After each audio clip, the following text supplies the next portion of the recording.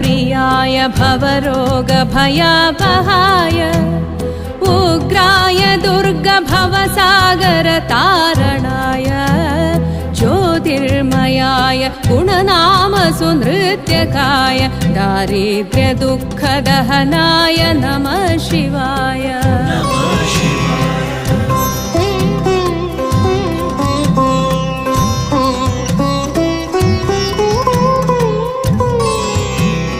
चर्माम्बराय शवभस्मविलेपनाय हालेक्षणाय फणिमण्डलमण्डिताय मञ्जीरपादयुगलाय जडाधराय दारिद्र्यदुःखदहनाय नमः शिवाय।